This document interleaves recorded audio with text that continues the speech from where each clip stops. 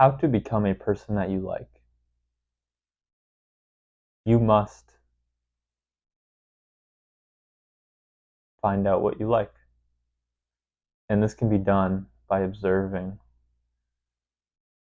people in the real world or people in the fictional world. For example, things that talk to you on a deeper level, they speak to your soul, things that you like about people that go so much deeper than the surface, that are so much more than superficial. There's a line by Marcus Aurelius called, or not called, but he says, never be overheard complaining, not even to yourself. And that's kind of my version of it. I think the actual quote is, in court, never be overheard complaining. Because obviously he was the emperor of Rome, so he had to attend court. And, for what we know about Marcus, he didn't want to be emperor, and he definitely didn't want to be attending court. So it would have been a place where he was complaining. He would have been, at risk of complaining. He would have been, I'd rather be, studying philosophy. I'd rather be wrestling, because he liked wrestling, or he'd rather be hunting because he hunted, or rather be doing so many things. But he was stuck there in court, having to deal with these cases. But he told himself, never be overheard complaining, not even to yourself. And that's something that I try to remind myself constantly. And that's a weird one for me because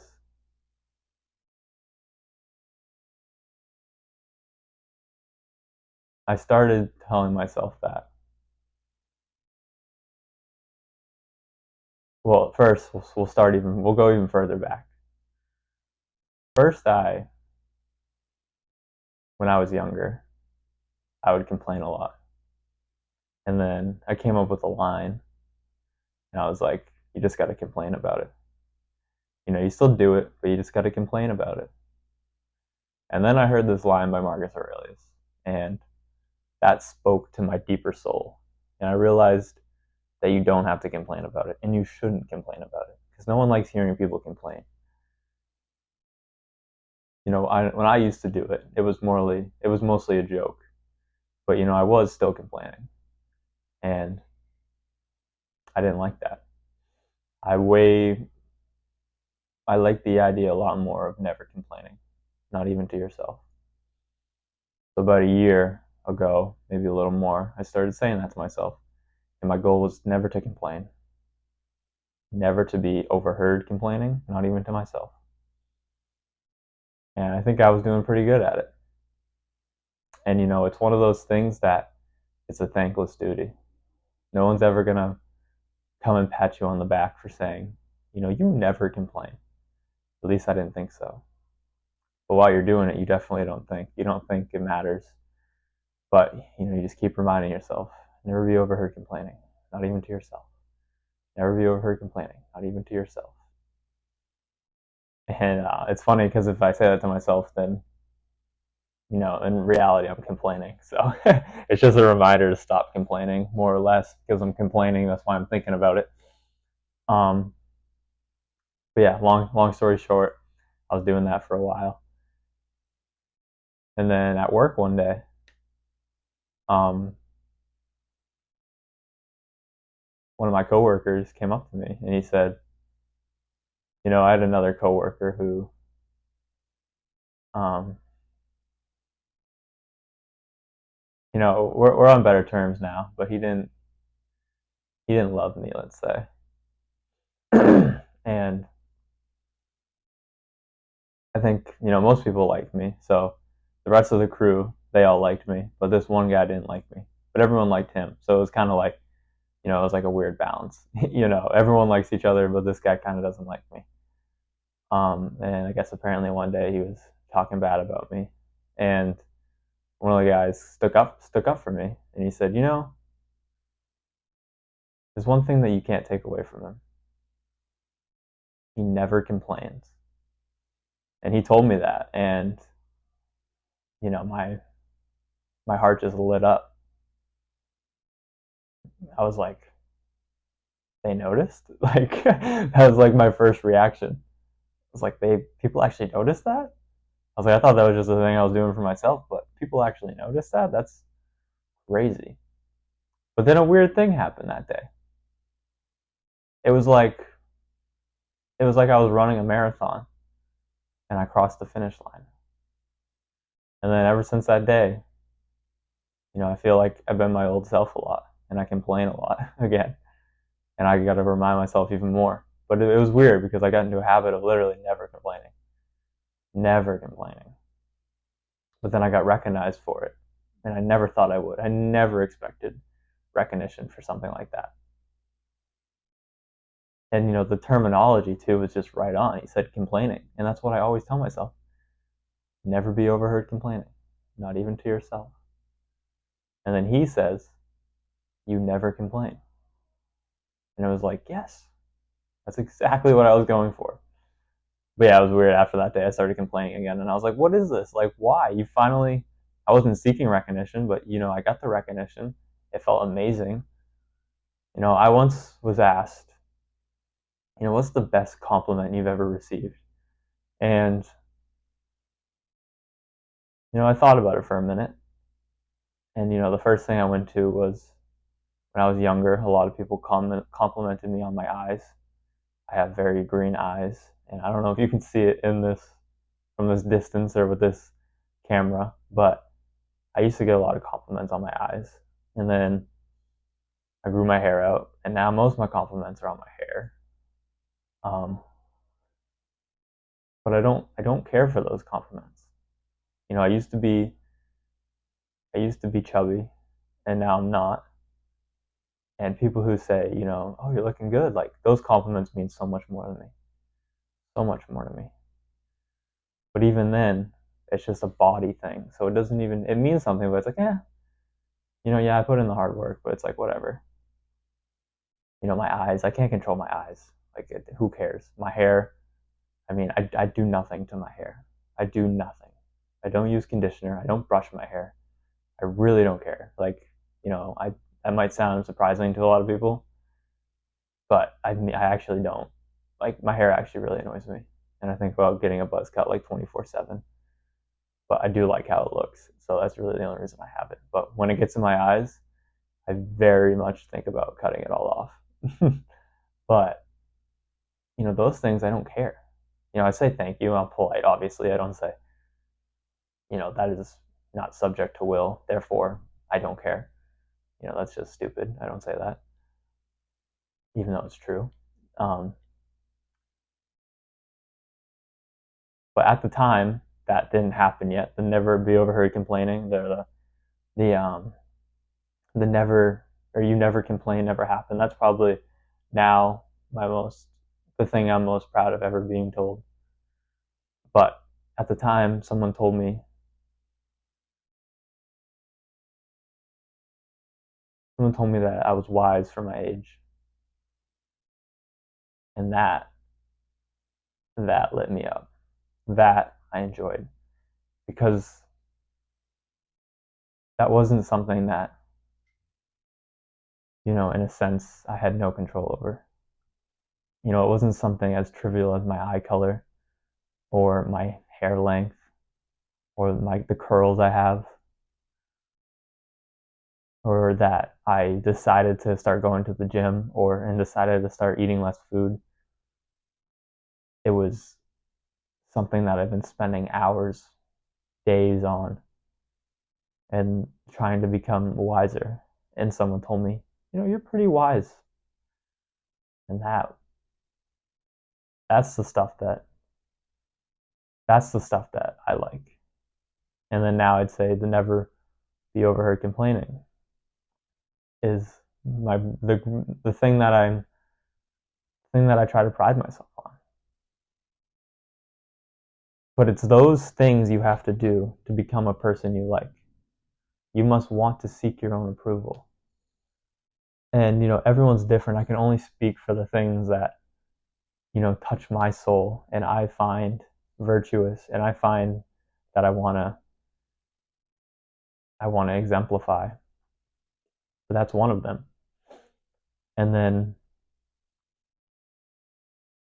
there's people like Socrates who died for philosophy. He died for what he believed in, and he died because he didn't want to hurt his integrity. He could have escaped. He could have left. He could have, yeah, escaped. He didn't have to. He had an opportunity, and he said no. Death will not hurt me, but losing my integrity will. And that's pretty crazy, but that's something I admire. That's something that just talks to me. That's something that speaks to my soul. And I don't know why, but it is. And then Marcus Aurelius also talks about never looking for the third thing.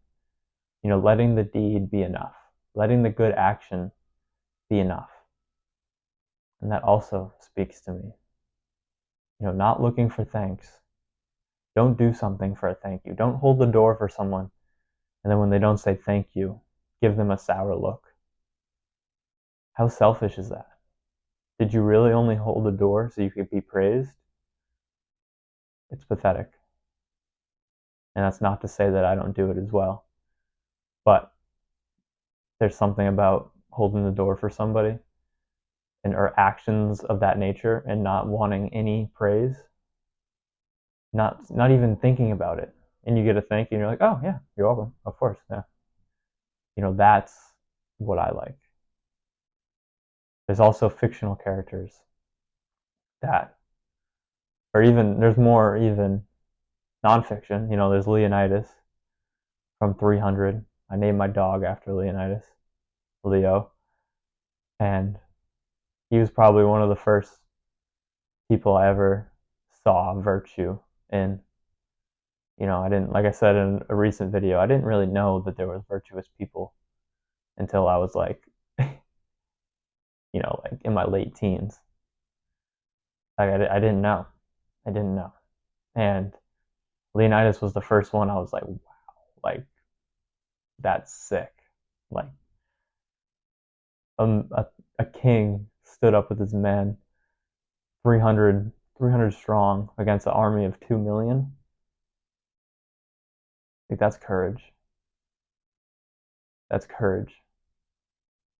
And 2,500 years ago, and then now we're still talking about it. Like it's just, and then those 300. I mean, there was more because there was another people who joined them, but we'll say 300 for the sake of numbers.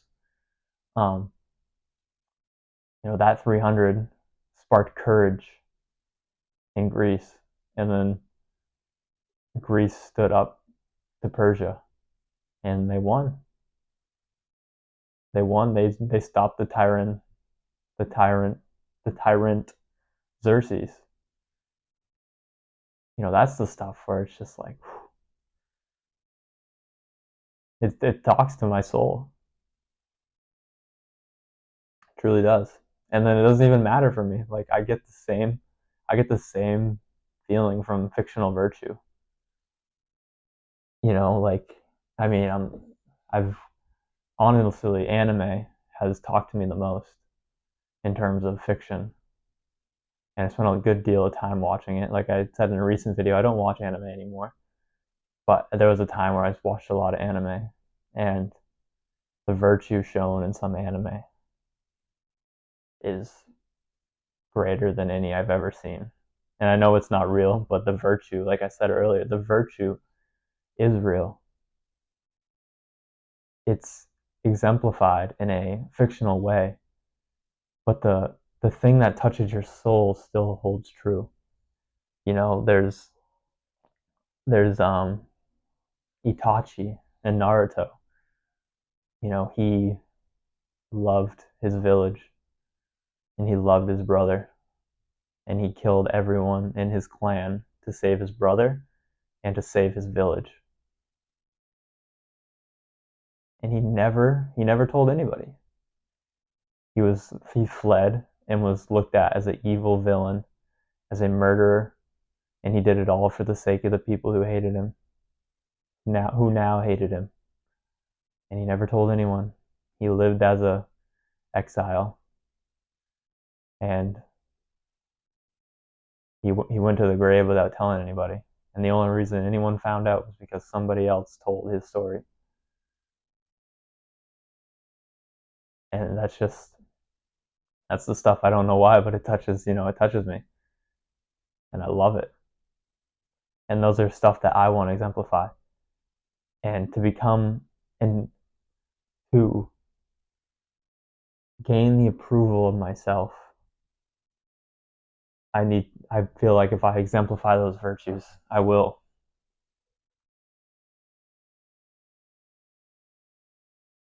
And there's also Zoro from One Piece. Zoro has a lot of scenes. He's got scars on the back. Scars on the back are a swordsman's shame. I love that. I love that. But the best one is when he takes all of Luffy's pain, and he should die, but he doesn't die. And when asked what happened, he says nothing. Nothing at all. Because he doesn't want to make Luffy feel bad. And he almost dies, and he's down bad for a long time.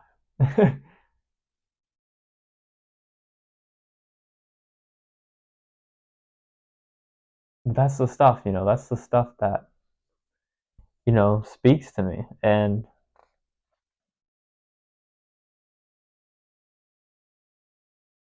touches the soul. And that's how you become a person you like, by exemplifying those things that you love, that you like in others. Things that you see and you're like, yes, more of that. You need to start doing that. That's how you become a person you like. If you see something in somebody and you say, no, not that, I don't like that, and you do that, you're going to become a person you don't like. But if you see virtue in something that you like in someone else, fiction or nonfiction, and you start exemplifying it, you're bound to like yourself. You're bound to. And you must want to seek your own approval and to be seen as beautiful in the eyes of God. That's the only way you can deal with these hardships. Because it's not easy, it's not easy to never complain. It's not easy to say amor fati to life, which means a love of one's fate, and to accept all that happens. To want what happens to happen. To want what happens to happen, no greater harmony. That's from Marcus Aurelius. And for me, why I love meditation so much is because this is Marcus Aurelius' journal to himself. You're telling yourself in a journal that's never meant to be published, never be overheard complaining, not even to yourself.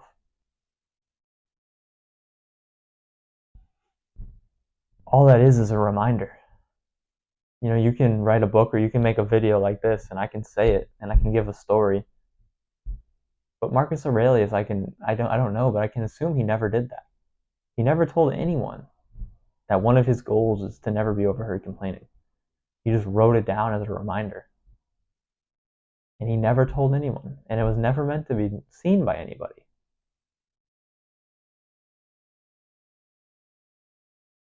And that's the whole book. To want what happens to happen. He tells himself that. That's something that I think is beautiful. And he just tells himself it. He doesn't go around the streets parading it. And then when someone tries to stop him, he gets mad, because that's just a contradiction. Want what happens to happen. If your protest is stopped, want it to happen. If it gains traction, want it to happen. If you find yourself staying at work late, want it to happen. If you find yourself going through a hard time, want it to happen. Life is too uncertain to have regrets. And to want what happens to happen, there truly is no greater harmony. There can't be. Any situation that arises, you welcome it with open arms. Because it's not what happens to you, but how you react that matters. Viktor Frankl found meaning at Auschwitz, in a place where meaning was supposed to be stripped from your soul, where meaning was supposed to be, as scarce as happiness. But Viktor Frankl found it. And he found that the meaning of life is to give life meaning. That's the stuff that I love. That's the person I want to be. I want to be a Viktor Frankl. I want to be a Marcus Aurelius. I want to be a Zorro. I want to be a Socrates. I want to be an Epictetus. I want to be a Jesus. Jesus has probably the greatest story ever. And I've talked about it on this channel before. I go back and forth. There's a reason I will always wear my cross, and that's because the one person I want to be like, if the real or fake, I don't know, is Jesus Christ. Like I said, it doesn't matter to me if the story is fictional. It doesn't really matter if the story is real. The virtue shown in the man that Jesus was is a person that I want to be like. A person who loves his enemies. A person who, when put on trial, says nothing. He has nothing to prove. Nothing to prove. He knows who he is. He knows what he's done. And he's not going to sit there and plea. He wants what happens to happen. No greater harmony.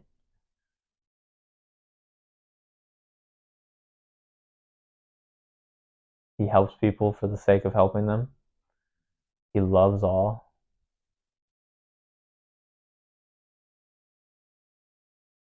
But he's also hard on people. He has a perfect balance. He loses his temper in church when people are using the church as a selling hall. He has balance. He understands when and when not to do things.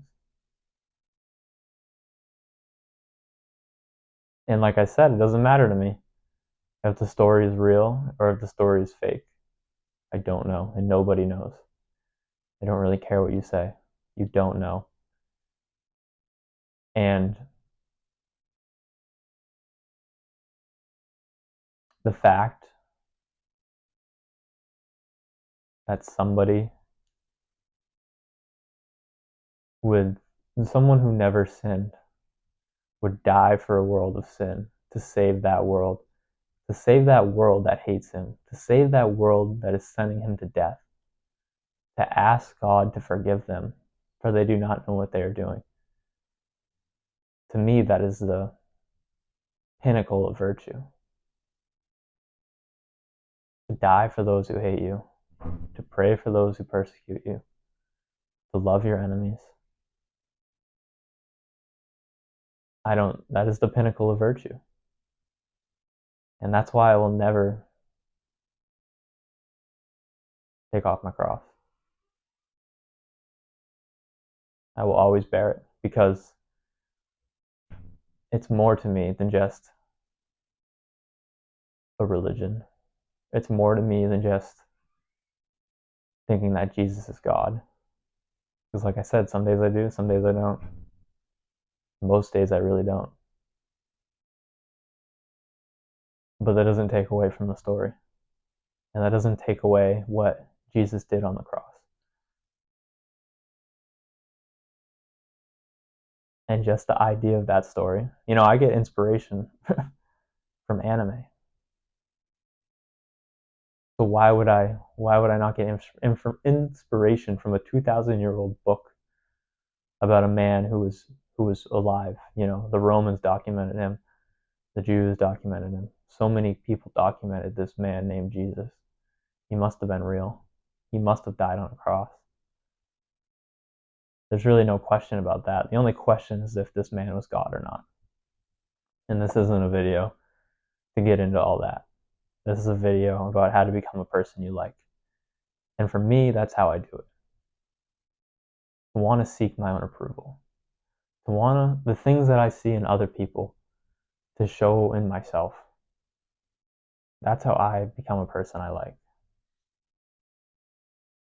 The virtue that I see in real and fake life. The virtue that I see in stories. The virtue that has been shown throughout the ages. And like I said, it doesn't really matter to me whether it's real or fake.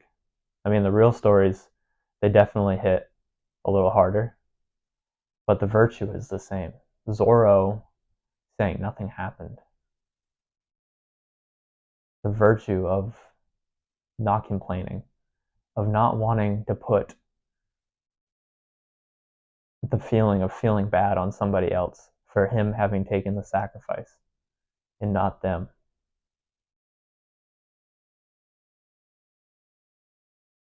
Not to care what other people think. Epictetus says that when someone talks bad about you, you should tell them, more or less that they're going easy on you. That's not even half the story. You're so much worse than that. Because he truly doesn't care. You have nothing to prove to anybody, only yourself. The person that you go to bed with every night. You spend the most time with yourself out of anybody. You spend the most time in your head with your thoughts. I've been thinking about the fact of comparing yourself to other people a lot lately. And you can't. It's got to be you versus you. Because there's no fine line. It's either, at least in my life, it's either you compare yourself to the people around you, and then for me, I feel like I have decently high standards. I beat myself up a lot inside for not living up to these standards. And when I compare myself to people who are in my circle, I stoop down to their levels. And I start losing the approval of myself. And that's horrible. It's you versus you. And then on the other side of the spectrum, I see the highlight reel of people that I do approve of people that I do want to be like. But I see their highlight reel. I see their best moments. And then I compare myself to them. And, for a while, maybe, I'm making leaps and bounds towards becoming that person. Because, like I said, you have to see the stuff that you like in other people and exemplify it. But you can't compare yourself to them.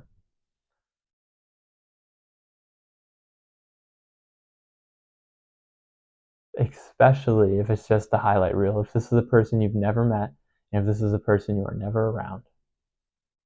Because for me at least, I just get discouraged to a certain point. You think this person is works so much harder than me, is such a better person, is this, is that, and you get discouraged and you were moving this way, but you drop back down.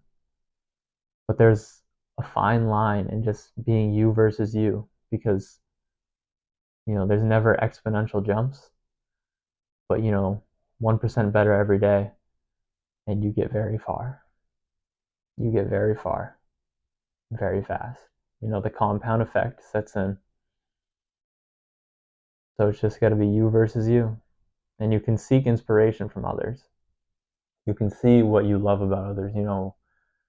Whether that's someone holding the door for somebody, someone buying someone's food behind them in line, someone helping an old lady cross the street, someone never complaining, someone never seeking praise, someone never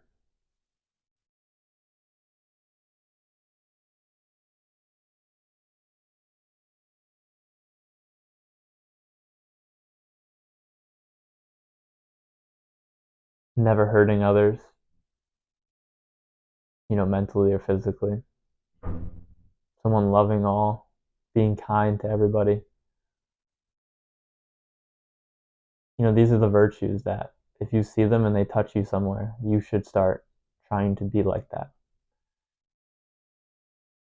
And that's how you become a person you like. That's how you seek your own approval and you become beautiful in the eyes of God.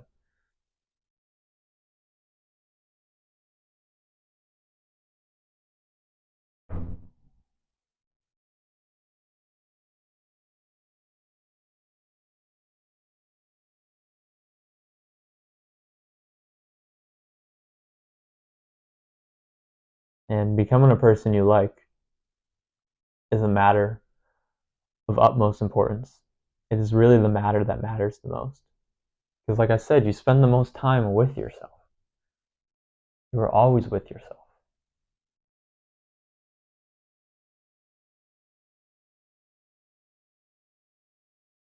You are always, when you look in the mirror, it is you. When you put your head on the pillow at night, no matter who's next to you, it's you. You're there always. Whenever you sit there in silence, it's just you and your thoughts. And that's how you get to know your soul. That's when your soul's voice is the loudest. And that's when, if you're not gaining the approval of yourself, it will let you know. And it won't be too nice about it.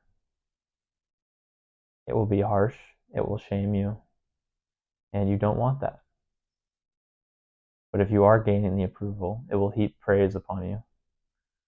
And it will feel good because it will be from yourself. External praise means nothing, but internal praise is everything.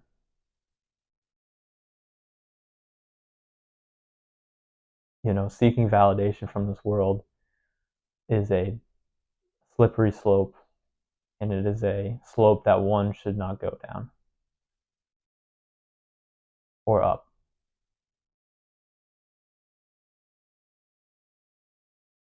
In a crazy world, it is the crazy who are sane. And if you seek validation from a crazy world and you gain it, all you've become is crazy. Beware of the herd like mentality. Beware of being like everyone else. You're not like everyone else. You are unique. You are one of a kind. And there's never been one like you, and there will never be one again. And you have gifts and you have virtues to bring to this world. And if you let the herd cattle you in, you will lose everything that makes you you. And your soul will yearn for you. And you'll wonder why you're lost. You'll wonder why you don't love yourself. You'll wonder why you don't like yourself. Because you're not you. You're an ideal. You're an ideal that's not you. You're an ideal that's everyone else is trying to live up to. That's not them either. The things that touch your soul, the things that speak to you, are the things you need to try to become like. The people, the virtues, the actions, the thoughts. There's only one person's approval that matters, and that's yourself. And that's how you become a person that you like.